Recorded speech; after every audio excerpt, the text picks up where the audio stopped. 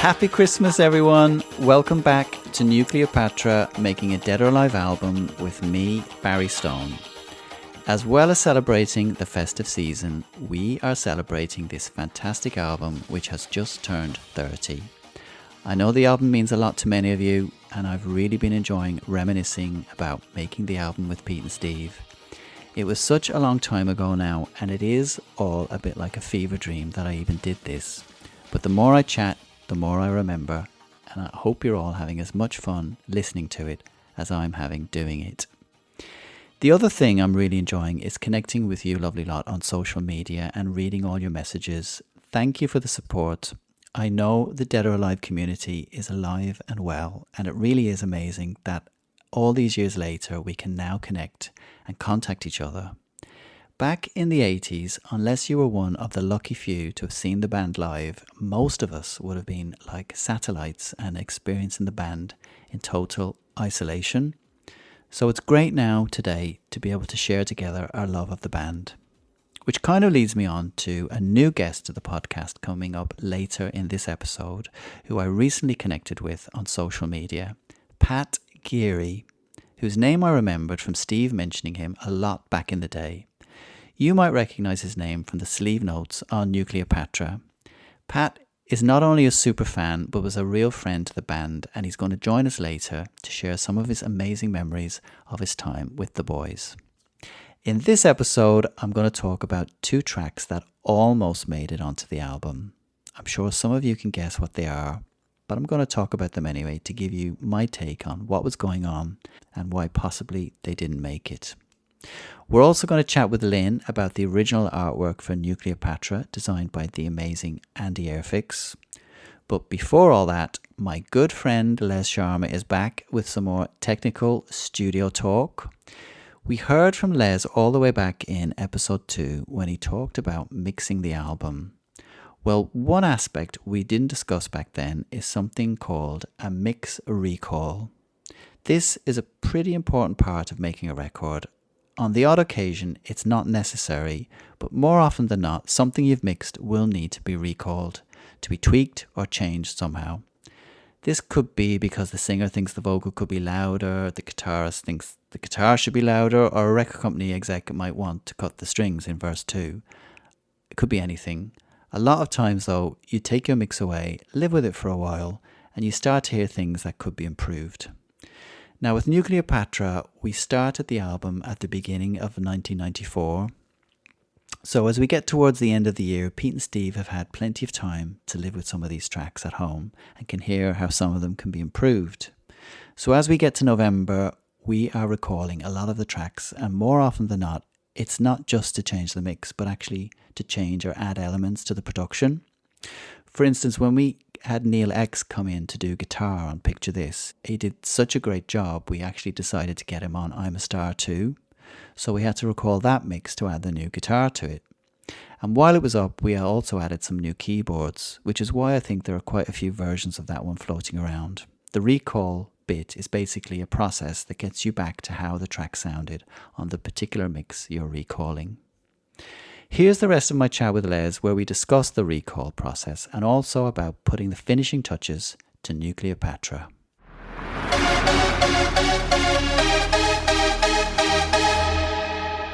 There was a lot of recalls, particularly towards us coming to the end of the album, because I guess now Pete and Steve have lived with the track for a while. They're seeing where, what they'd like to change. And we thought the album was finished, and then, later on we would get the tracks back up again and do a recall. So we should probably explain to people what Total Recall was. It sounds so futuristic, but back then Total Recall was a big deal. Did you remember? Now it's basically just turning your computer on and it comes up because we're mixing in a computer, whereas then you're mixing on an SSL desk that's got a computer, but not everything is automated, is it? Do you want to explain to the listeners how Total Recall worked? Well, first of all, the SSL desk can actually take a snapshot of every position which every fader or knob is at. So that's the easy part. So as Phil was mixing or I was mixing, at the end of the session, you could save Les's mix or Phil's mix as a total recall, meaning that if we needed to get that mix back up in the future, we could go through a process, and it's a slow process. You have to turn each fader. You'd have a reference on a monitor, and you can turn the EQ, turn the faders until it matches what's on the monitor, and then you'd move on to the next channel. So you'd have to do that for 48. If it's 48 tracks, you'd have to do it for 48 times. Which, to be fair, the tape ops are really good at it, and we would bang it out in half an hour. So that's the desk side, the SSL desk. Then we would have total recall sheets, and they were just normal printed on A4 paper, and there'd be a patch bay one, and there would be an outboard gear one, which is all the effects. And literally you'd be drawing, like, to say you had like a DBX 160 compressor and Phil was using it or I was using it on the vocals or a kick drum or a Pultec EQ, then we would have, like, on these recall sheets, we would have like just a picture of the machine, and you would get a pencil and you'd have to mark where the knobs were, basically. Yeah. When you were doing the sheets at the end of the session, but then these are At the the end of the sheets that you're going sessions, to really. refer back to in the future. Yeah, exactly. Well, it's the job of the assistant engineer, as the session is progressing and as the mix is progressing towards the end of the session, you need to write the mix. It's called writing the mix up. Yeah. So the SSL will be stored automatically, Les's mix. So that covers one chunk, but then all the effects in the outboard gear would have to be really handwritten, and and numbers and things, and even the patch bay, I can't remember how we did the patch bay, but it was a brilliant process because you'd get a patch bay back to exactly how it was. And just to explain, the patch bay was what basically helps send signals from the desk to the outboard gear. Definitely. Yeah. If you can imagine the inputs and outputs to all the outboard gear, they're hardwired into the patch bay. And the Yeah. patch base, it's all written up on a patch base. So if you wanted to use like a delay or a reverb, you'd see it on the patch base. Doing it that way, it meant you could have like group sends from the SSL to certain equipments, and then you can return the outputs of the effects unit onto whatever channel you wanted to use. It's a versatile way of working. Instead of things being hardwired and you're forced to use certain things in certain channels, this gave you the ultimate flexibility. You could use, you could insert EQs over channels. You could use group sends. You could use auxiliary sends for reverbs. When you finish a mix, or whoever finishes the mix, and the mix is written up, sometimes the mix is not written up accurately. And when you come to do the recall a week later, because Mike and Matt have come in and said we want to do a new version, or Matt says he wants to put an overdub on, or Steve Coy says, oh, let's get that mix back up because I want to add a keyboard part. Then it comes down to the credibility of the assistant engineer and his writing up of the mix. Not to blow our own trumpet, but Tony and I really were spot on at writing his mix up, because I remember when you've actually recalled the mix, what the process is, and you would play the multi-track of the recalled mix, and then you would play like a DAT, a digital audio tape, of the version you did, and you would get them in sync roughly, and you would just you would swap between the two to see how they sounded. Well, a bad recall, the multi-track would sound nothing like These two things are not the same. Yeah, and you'd be screaming at the assistant, did you not write this up properly, or what's happened there? Why is this? Why is the recall sounding so rubbish? So in that situation, you have to use your ears to think, okay, that reverb's different. That that pad's not loud enough. Whatever. Yeah, it's basically you're having to fix all the missing pieces. You have to think, exactly. That's how you'd work.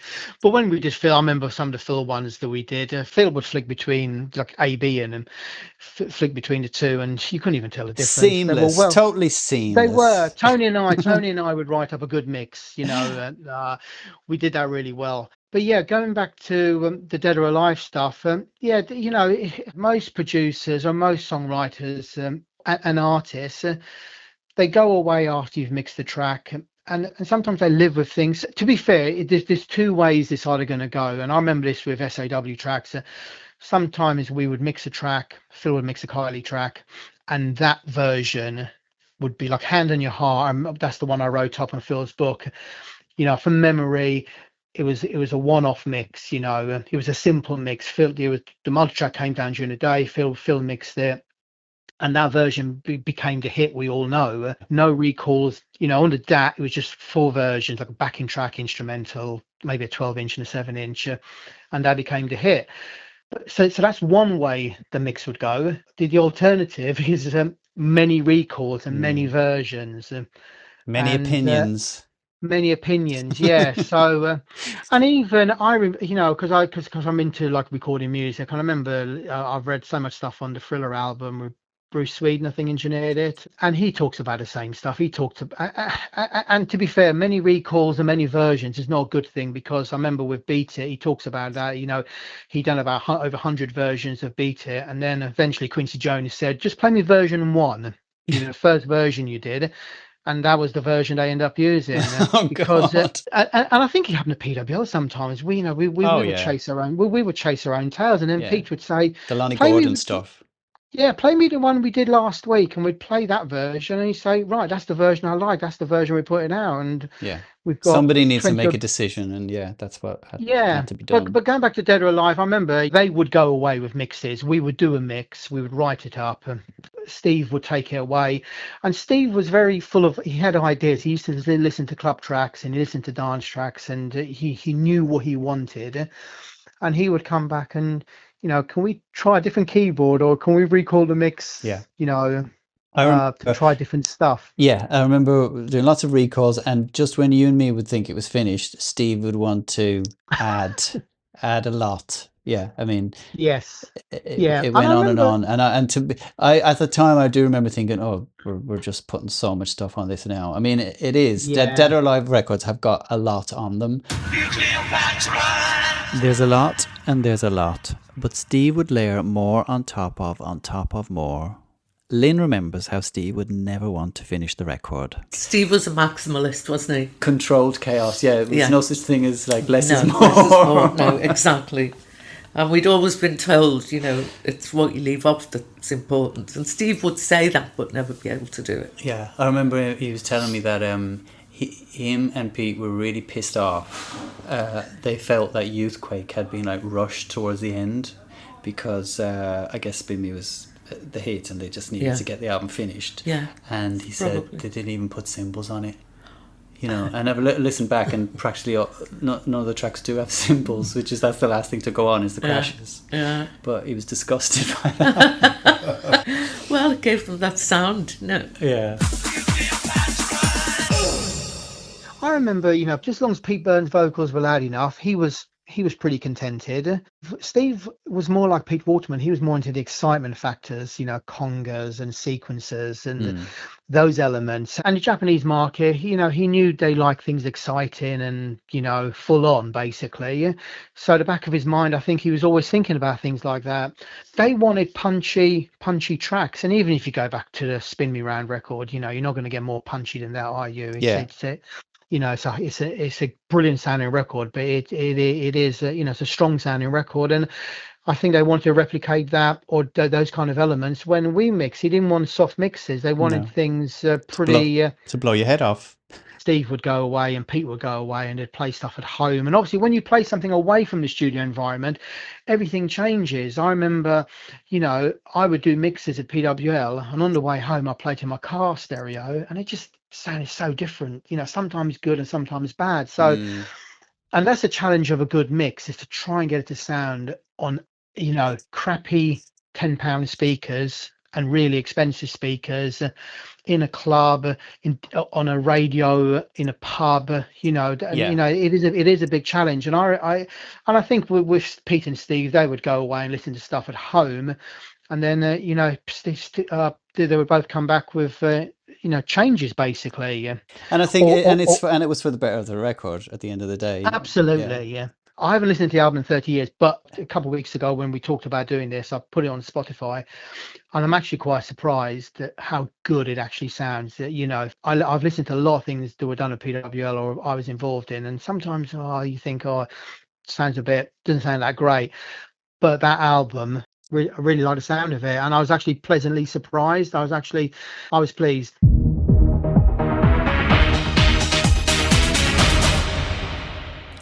After we finished the album, Les went on to help Pete and Steve with some gigs and travelled up to Scotland with the boys for some of the very early Nukleopatra PAs. Les's story about the trip is included in the extras of episode 2, which you can access by heading over to barrystonemusic.co.uk. But I wanted to bring Lynne back in here to talk about the wonderful artwork we got when the album was first released in Japan. It was designed by the band's very long-time collaborator, Andie Airfix. So let's talk about the original artwork for the first version of Nukleopatra that came out. So another fantastic bit of design from Andie Airfix. Can you talk about Andie and your relationship with him? Yeah, he was lovely. He was the other go-to graphics because he worked really well with Pete. You know, he got his temperament. He wasn't so precious. He always did what Pete liked. And sadly, he's passed away now, hasn't he? We heard from Di Vidos about how she'd met Andie whilst working at the Chris Morrison organisation. She'd actually already used Andie on some other projects, but when CMO started managing Dead or Alive, she knew that Andie would work really well with Pete, and she wasn't wrong. Yeah, we loved working with Andie. Yeah. What was it about Andie, do you think, Pete? Well, he got him, and he was easy to talk to. And also, Pete would always get his way, you know. Ultimately. If there was something he didn't like. But he tended to like what Andie did, because Andie had done everything from... Spin me. Yeah, so he was just easy to work with. Such a lovely guy. Andie designed everything for the band from that point on. I remember being very intrigued by the name Satori when I first started seeing it on all the sleeves. The name Satori looked very mysterious to me and really added to the whole otherworldliness of the band's output throughout the Youthquake era. There was so little information to go on in the credits of those records, which only got me more curious about the band. Satori sounded very exotic, and I wondered who this interesting character might be. It was, of course, just Andie's company name, and it appeared on all the Dead or Alive releases, so Satori and Andie's name will be familiar to many of you. Andie sadly passed away in 2018, but he leaves such an impressive body of work that not only includes Dead or Alive, but many other artists, including Def Leppard, Thompson Twins, and Metallica. Before we chat about his amazing work on the Nukleopatra album sleeve, I wanted to share a story I love, which I found on Andie's blog site. This was posted in November 2009. It's a story about Andie and Pete working on the Youthquake sleeve, so I'm going to read it out. Pete and I had spent considerable time working on the Youthquake album sleeve, and we were really pleased with the final design. However, when I took it to Epic Sony to show them, they had a major problem with it. I met up with Pete to share the record company grievances, and he immediately called a meeting with executives of Epic and the MD of Sony. We went to Soho Square, and Pete barely disguised his anger as marketing experts outlined their concerns. Pete was always totally in control of his image, and my job was to produce graphics which complemented whatever it was at the time. Designing sleeves for him always began with an image he'd chosen, of him, obviously. Sometimes it was playful, sometimes deliberately shocking, and always sexy in all manner of different ways. The photo for Youthquake was harder to define. It was taken by the comparatively unknown Mario Testino. Pete was always at the heart of a talented and edgy creative London scene, and many unknown photographers whose talents he recognised and used became famous. The Youthquake photograph was dark, richly textured, and Pete's pose was unconventional to say the least. The picture had an unnerving sense of menace about it. That wasn't the record company problem though. I had decided typography for the sleeve should be simple and classical, nothing fussy or too clever, which detracted from the power of the image.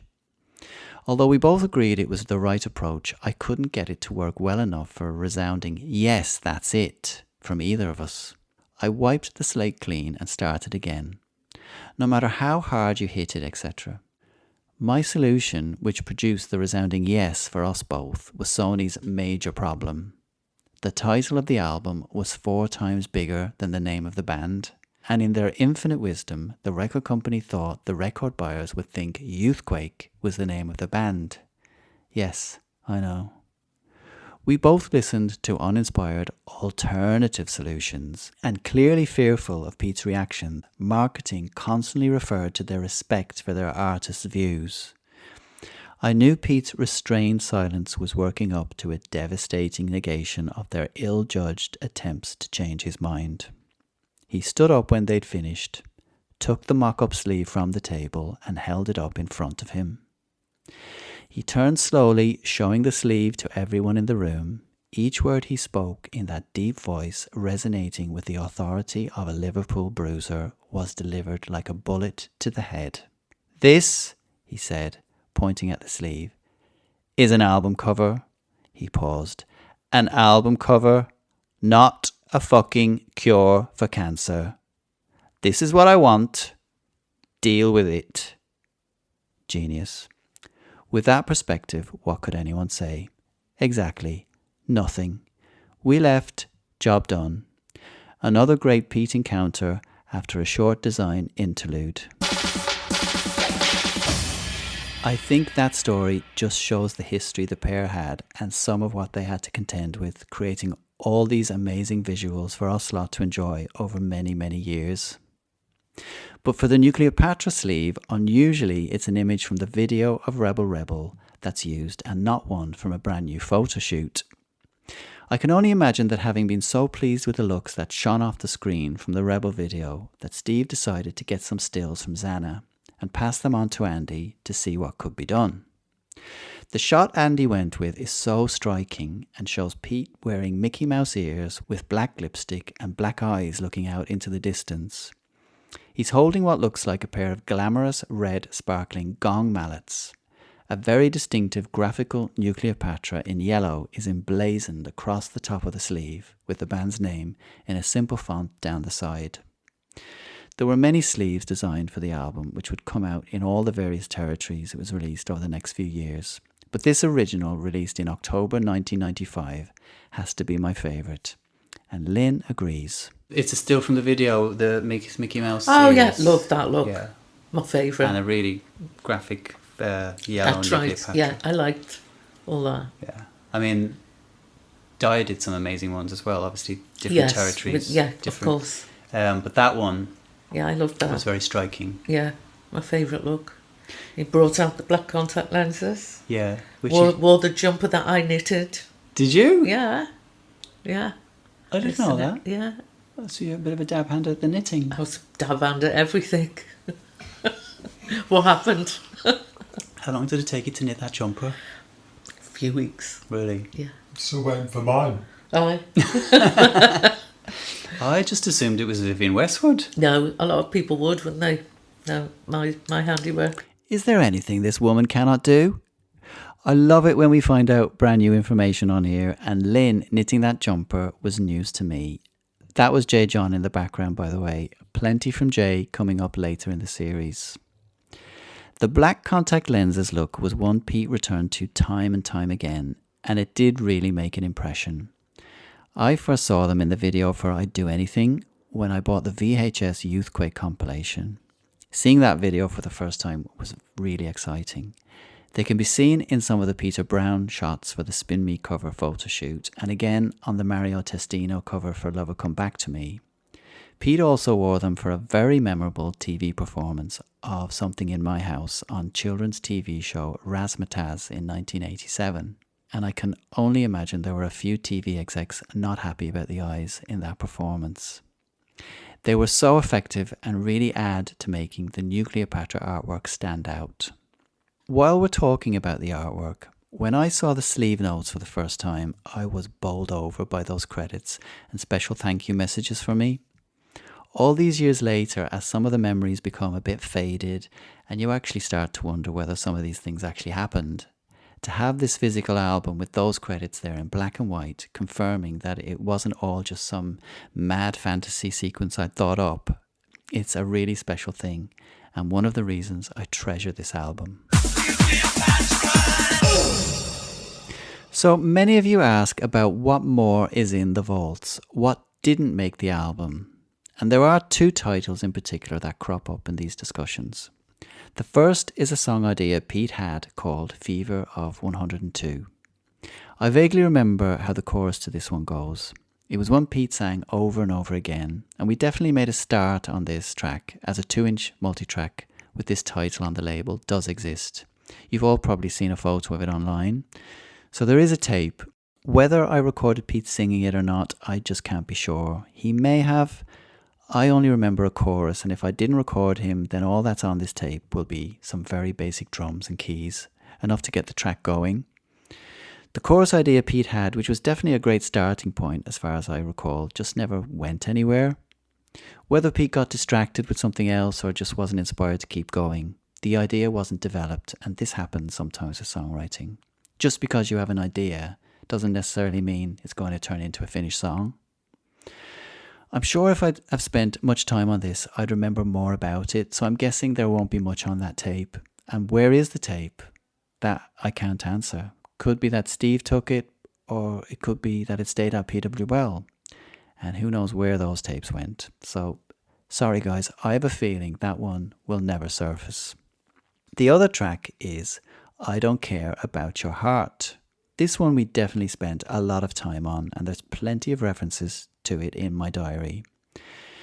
I mentioned this song back in episode 1 because it's also on the multi-track tape for the Mike Stock sessions, which, as I said in the first episode, really baffles me.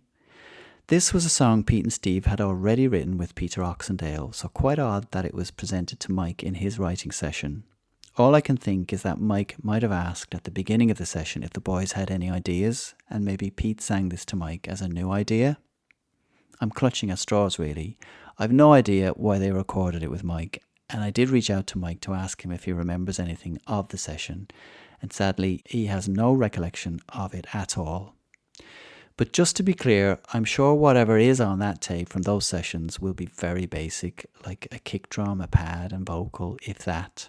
And we all know how those sessions ended. But the song I Don't Care About Your Heart resurfaced again in my sessions with the boys. And I can see from my diary we spent at least 3 days on it in June '94. It then crops up again in July, where I have an entry that says, Crisis, I Don't Care About Your Heart, recording flamenco guitar. So I do have a vague memory of recording this guitar, and although I can't remember the musician's name, I'm pretty certain it's the same guitarist that the band used to do the flamenco guitar on Something in My House back in '86. Pete and Steve really wanted to make this song work for the album, but what I can remember is that whatever we tried, and believe me, if we were trying flamenco guitar, we were really trying, but no matter what we did with it, it just never sounded right and was at odds with the rest of the album. So in the end, it got put to one side and we moved on. I never heard the song again, and I've no copy of what we did with it back in '94. I do know it ended up being included on Fan the Flame 2 when it was released in 2021. That version being based around whatever Pete and Steve had recorded prior to working with me. But at least those of you who are curious and want to hear it can go and check it out. So in the spirit of giving, I've got another guest for you for our Christmas episode. Back in 1995, when Nukleopatra came out, Pat Geary ran a successful record shop, Music Mania, in Scotland. But it was actually through the single Rebel Rebel and his efforts in promoting it in Scotland that connected Pat so personally with the boys. Pat has so many stories from hanging out with the band that I thought it would be great to get him on and have him share with us some of his memories of his time spent with Dead or Alive. His personal relationship with the boys started just after Rebel Rebel came out, and he started off by telling me just how he came to be involved with the band. We got an advance copy of the single of Rebel Rebel and really liked it. And it was the kind of thing that goes over really well, particularly in Scotland. We knew obviously it was Dead or Alive. We had been told by Pete later that he wanted to release it as International Crisis because he felt that some sort of musical snobs would not even listen to it if it said Dead or Alive, thinking they were, passe. So that's why this other name was used. And of course, International Crisis was a person in New York City, right? Anyway, so we got an advance copy. Then the record came out, and we had a lot of promotional material. So we made a window display for our window of the single, which we just did on our own. And then we sent a photo of it to Steve.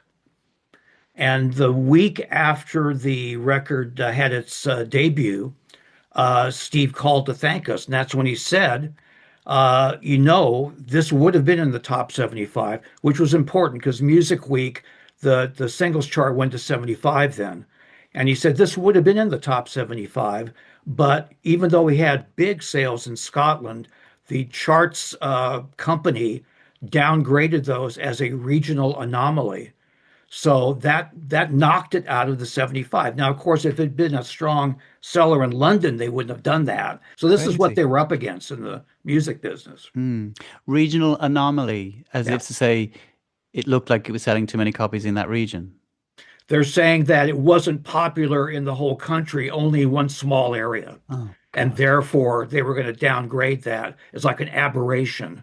Absurd. Bloody hell. Yeah.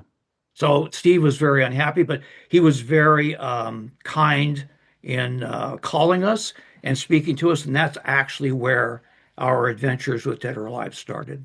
Pat had plenty of adventures with Dead or Alive, and I'd always known him to be Steve's man on the ground in Scotland. Steve would call Pat up and get to hear firsthand from somebody who ran a record shop on how the records were selling. But the Nukleopatra album, the Japanese release, we ordered a whole case of that from Japan and sold all of them, no problems. How many would be in a case?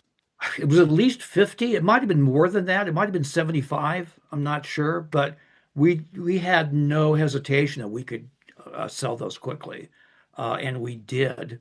Pete had come up to do a show at Bennett's in Glasgow, and this was him on his own. Nukleopatra was out at that time. He had me make, I think we did like 200 T-shirts with the Nukleopatra Japan cover on it. Pete did the gig. We had the video to Rebel Rebel, and he said, show it twice before I come out. So we showed it, then we showed it again. People were going, why are they showing it again? That's what he wanted. Came out, did a great gig. And then he did a in-store signing for us, either the next day or the day after that. And this is where, again, I got a chance to really see, kind of like the real Pete behind the scenes. So I'm taking him over to sign T-shirts and albums, and he's saying, I'm really nervous about this because I always say the wrong thing. And if you listen to the lyrics of his songs, it comes up over and over. What did I do wrong? What did I say wrong? He had that duality of being very brassy and self-confident, and at the same time, there was this vulnerability and uncertainty behind that, which most people never got a chance to see. And I'm no psychologist, but I always felt that Pete's sort of aggressive personality, that was his offense to protect himself and not let himself be hurt. Yeah. And when you listen to the lyrics, there's so many songs about being let down, being hurt. Why won't you come back? Like Baby Don't Say Goodbye is 100% autobiographical, right? And I just felt really lucky that I was able to be around him enough to get a chance to see the real person behind that, because your sweetness is your weakness. He thought of that of himself as well. He kept the sweetness very well hidden because he felt that was a weakness. He had stayed in my place here for a few days, and then he wound up going to a hotel. And Ministry of Sound asked him to do a vocal for some dance record they were doing. And he told them, I'm going to come down and do that. And then he said to me, I'm going to come back up after that's done. Well, he never came back. Meanwhile, all his stuff's in this hotel room and is sitting there, and the charges are building and building and building. Finally, they took his stuff and they put it in storage. So weeks and weeks later, I get a call from Steve saying, I'm coming up to pay a gigantic hotel bill and collect the stuff that Pete left. So I met Steve at the train station, and we went to the hotel and we had lunch and chatted. And he basically cleaned up the mess that Pete had left behind, But, Pete, or rather, Steve was a really good sport about it. I mean, obviously, Pete can be, sometimes his head was in the clouds, and, the practical stuff that was Steve's department. Steve told me that when they were in Japan, this is around the time of the Fan the Flame album, that they were supposed to meet a bunch of Sony bigwigs in Japan at this drinks reception, and Pete wouldn't go. And so these guys were left. So none of the band went. Steve was very angry about that because obviously that was not a good career move. Yeah. But he was not able to convince him to go. Yeah. Once Pete dug his heels in, that was going to be it. You got to love him, right? Because, he was just such a character and he was exasperating. He got exasperated at me several times. And I remember we had a fax machine. This is way back, in the distant past. And he sent me some angry fax about something, with insults scribbled on it. And then, you talk to him a week later, everything's fine. I don't think he even remembered he sent that. So you just got used to it. Yes. Listening to Pat, I was immediately transported back to the mid-90s and reminded just how unpredictable Pete could be at times. Pat has so many stories of times when he'd get a call from Pete who'd had an amazing idea to do something and would need Pat to help. And on many occasions this would involve Pat driving from Scotland to London, and from time to time he and husband Jim would end up having a house guest. When Pete stayed with my husband, Jim, he's sitting here now listening. So we've been together for, ages. So when Pete came up, he stayed in our house and we slept downstairs and Pete slept in our bedroom. He came down wearing one of Jim's neckties as a belt. It was a black necktie. Jim was a policeman and he was a detective. So it was one of Jim's detective ties, wearing that as a belt. And then Jim had this quite striking, it was a royal blue cloth coat that was quite long, came down to about the knees, really striking color. Pete took that with him when he left, along with the necktie belt. You know what? It looked good on him. You ended up seeing it in a video at some point. Right. Also, Pete liked to walk. When I would see him in London, he'd say, let's walk to Soho from Notting Hill. So we would do that. And, he obviously his looks were very striking, but he didn't like to be noticed by people. I know it's contradictory, but he looked that way because that's the way he felt. It wasn't to make people notice him. In fact, he didn't like it if people would come over and question him about why do you look like that? And that's in the song Nukleopatra. You look like a woman, but you're obviously a man. What's the problem, right? Yeah. But I remember walking to Soho and we were having pastries in some little coffee place. And there was this lady, she was like a Gloria Swanson type, sort of like a faded glamour person, quite old, but all dolled up. I think she had a fur coat on, walking her dog. And Pete loved that look that she had. So we start talking to her and he's petting the dog. Next thing I know, we're in this woman's flat in Soho being entertained. And it was like something out of the film Sunset Boulevard. She was just this faded but semi-glamorous character. He loved stuff like that. And on those occasions, like he was very outgoing with her and not at all acerbic or, aggressive in any way. She kindled that softer side to him that was like the real Pete, not the stage Pete. Yeah. So that was always there beneath the surface. It's just there weren't many occasions when I was with him where something would happen where he would feel almost like safe enough to just be himself and not have to put on his stage persona. Yeah. And you just reminded me then of something.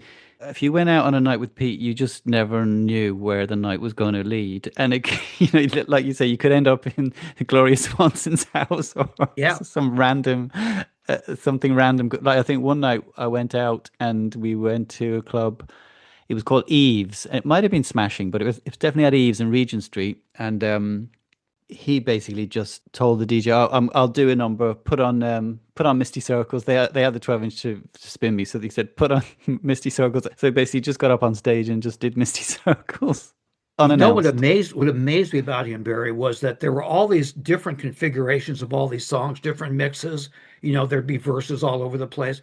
He always knew those, and he never faltered. If you watch the stage performances where there's programmed elements, he never made a mistake on those. He was really very good at that. Yeah. His musical instincts and his knowledge were superb. Pat and I had so much to talk about, and let's face it, when it comes to Pete, there is so much to talk about. But one thing that doesn't get discussed enough is Pete Burns, the songwriter. This really gets my goat because his talent for songwriting isn't just not recognised nearly enough as it should be. Just taking Spin Me Alone as an example, and we all know there's way more to this band than Spin Me, but that one song, whenever it's discussed, it's mainly the sound of the record that people will focus on. Pete's appearance, Stock Aitken and Waterman, all amazing stuff. But the song did actually have to be written in order for all that stuff to happen. And Pete, as the main songwriter of that title, was rarely celebrated for actually writing it. As I've said earlier in the podcast, all of the writing for this album occurred outside of the studio, mainly at home with Pete and Steve writing over instrumentals. Pat has some memories to share about Pete, the songwriter, and his process. My experience with Pete in songwriting, we had a fair amount of interaction with him on that score, insofar as he did like to take other tracks, not necessarily from himself, but even from other people, and he would listen to them. It was like he was sampling snatches of lyrics and then building them out like "It's My Party" and "I'll Cry If I Want to." "Someone Left My Cake Out in the Rain." There's millions of these, right? So like when he was writing, gosh, which album? I can't remember which album they were working on, but he would call me up at the shop in Glasgow. It's called Music Mania. He would call me up and say, "Okay, I'm going to do some songwriting. I've made a list of CDs that I'd like you to send me." And it was all like Leslie Gore's, like old stuff, like 60s pop songs. And he would listen to these little bits of lyric would inspire him. I found, at least in my experience, Pete was a very clever and a very inventive lyricist, but he was not a prolific lyricist. And to me, he was almost like thinking back when you're in school and you have to write an essay and you think, "Oh, I'll do it tomorrow.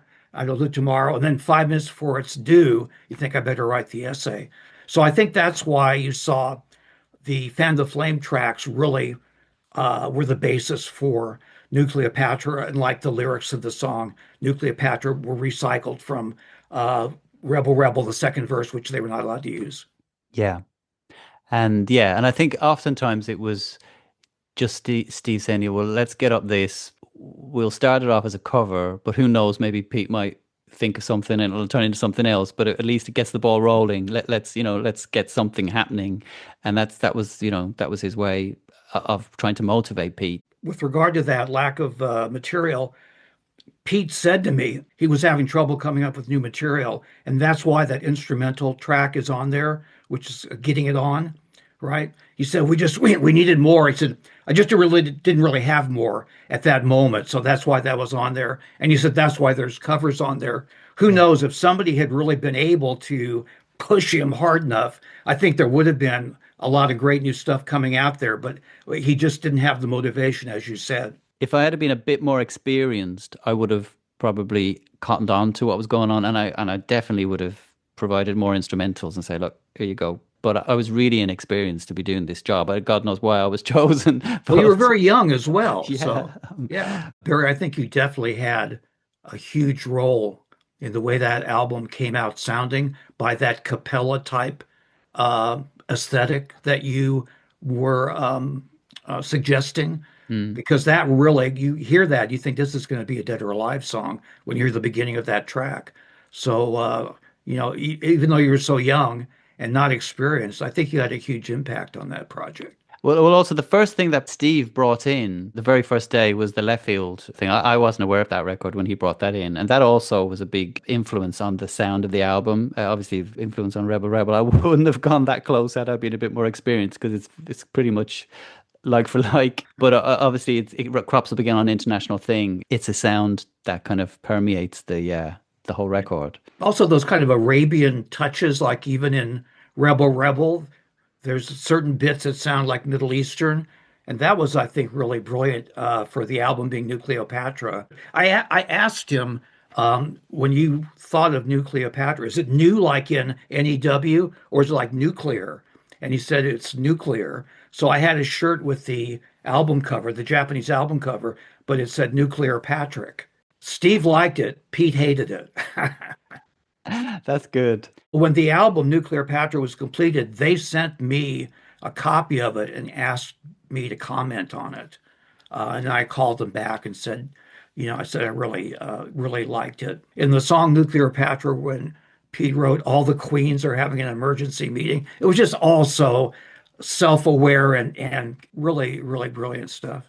Yeah. There was a lag, between the completion of the project and its actual release in Yeah. Japan. And they didn't know why. So I don't remember why he was up here, but Pete was up here and he said, "You need to call CBS in Japan." He said, "Because I've heard a rumor that the Mickey Mouse ears were a problem for Disney, who didn't want them used on the cover. And I need to see if that's holding it up." So I called CBS Japan and they got somebody to speak English. And I said, "Is there a problem with the album because of the Mickey Mouse ears?" And he said, "Let me check." And then he went away. He came back. He says, "No problem." Right. And we asked, "When's it coming out?" He said, "I can't tell you right now." But he said, "There's no problem with it." And it came out subsequently. I can't remember how long before the actual release that was, but it was in that period. Yeah, because we finished Sex Drive in January 95, and that was the last thing to be recorded for the album. So it was a good lag, and I was wondering why there was a delay. And also why the boys never went there to promote it, because I don't think they went, did they? The last Japanese stuff I saw was the videos from the Fan the Flame tour, which was they were smaller venues, much. In fact, I think it was Lynn that told me they were much smaller venues. But if I know you've probably seen the video where Pete is on stage and Oxendale is on the keyboards and Tracy's singing backing vocals, and they do Yes. like a medley. He was really in his element then, right? Yeah. That he loved that. That was Lynn called it his torch song period. Correct. And that cassette Love Pete, that was his torch song side, where he sang all these standards, Send in the Clowns and so forth. And he loved that. And it didn't detract from his other musical like personality. It was just something he rarely got a chance to express. And that Blue Christmas, I mean, that was so Pete in the lyrics of it. I was really interested to hear what Pat had to say about this softer Pete we heard around the time of Fan the Flame. I remember when the album came out being surprised with this sudden change of direction, and I have to be honest, it's not what I want from Pete, but at the same time, I completely appreciate how for many fans, including Pat, Fan the Flame is treasured precisely because it shows that different side to Pete as an artist. And at this time, he was exploring something different, which of course only adds to his depth as a performer. I remember receiving it, listening to it, noticing the big change, and then people we knew were discussing, like some of them were saying, "What happened?" Right? That wasn't what they expected. I later found out that was very true to one facet of Pete's musical personality and his actual personal experiences. That was a side of him that didn't get in the public eye much. And with Oxendale, he really got a chance to explore that sort of romanticized vision and sound. People who know anything about like musicology or reading music, or if you play an instrument, Fan the Flame is full of diminished chords. Now, diminished chords have that softer, romantic edge to them. They sound more lush, whereas normally Dead or Alive, their sounds are more angular and they're very aggressive sounding. This was exactly the opposite of that. So people either loved that album or they hated it. I loved it. It's probably my most listened to Dead or Alive album. Is it really? Yeah, because it was interesting when I put up the post the other day about the Gone Too Long and the two different versions. Most people like both, but a lot of people prefer the original, probably for the exact reason you've just said. I'd just throw in, Barry, that I had a conversation with Steve about the album. Steve was not a big fan of it, right? But as you knew, Pete was the driving force behind all this stuff. So that's what he wanted, and that's what we got. So Pat mentioned Peter Oxendale, who joined the band around the time of Fan the Flame.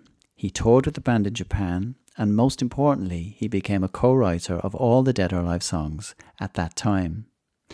I think a big part of Pete's exploration into this softer side around this time was indeed meeting Peter Oxendale, or Oxo as he's referred to in the tour programme for the 1990 Japanese tour. Peter is a fantastic musician and completely capable to deliver whatever style of music Pete required at any time.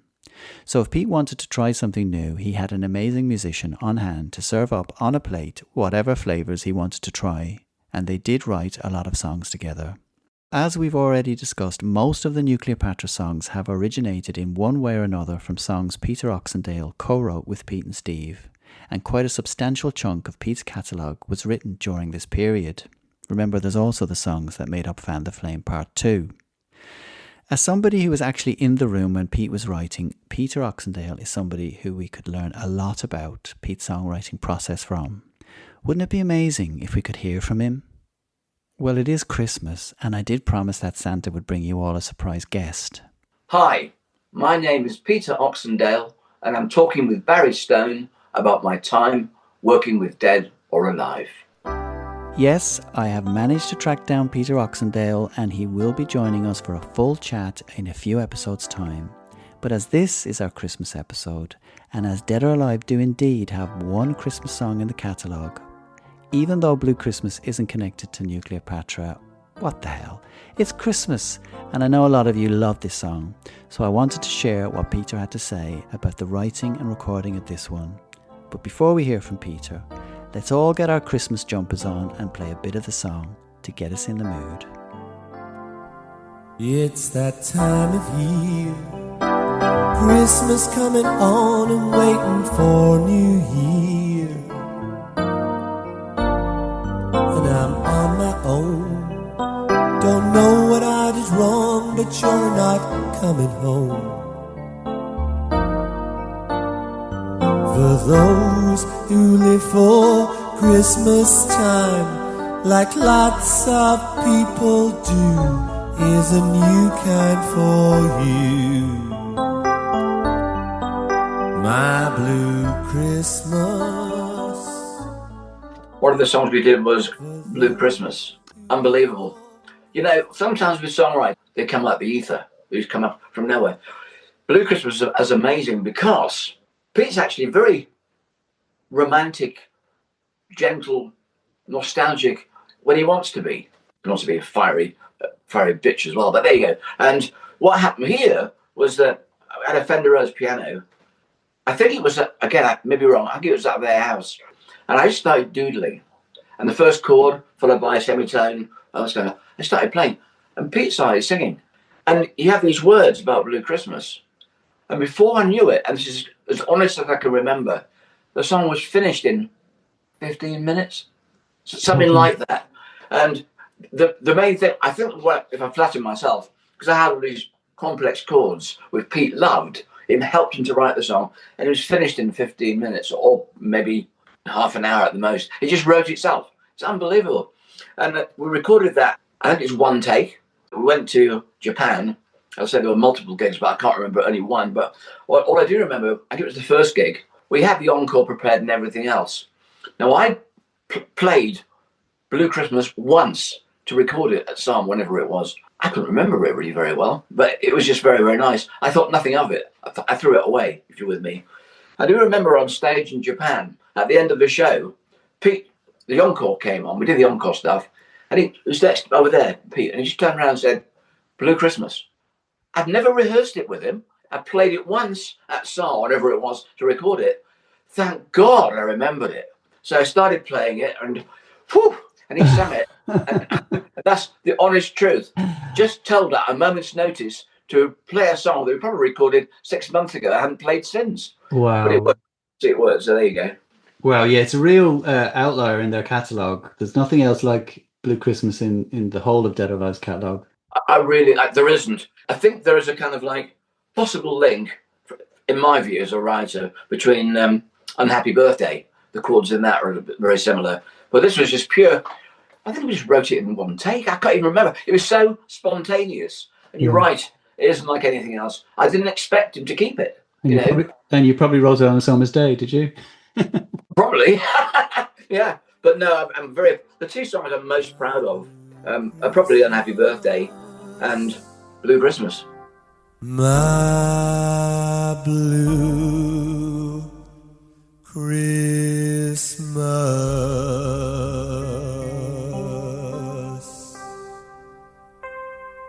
More from the great Peter Oxendale in a few episodes' time. I hope you all enjoyed that little Christmas surprise. A huge thank you also to our new guest today, Pat Geary. I really enjoyed listening to Pat chatting about his time with the band, reminding us all that Pete really did have such a softer, shy side behind the powerful image he mostly portrayed when performing. The other thing I remembered while listening to Pat was just how chaotic Pete could be. Sometimes his decisions didn't always make sense, but once he'd made his mind up about something, you could be damn sure there wasn't much anyone could say to change his mind. But in a lot of cases, maybe not International Crisis, his instincts were right and were what made him the artist we all know and admire.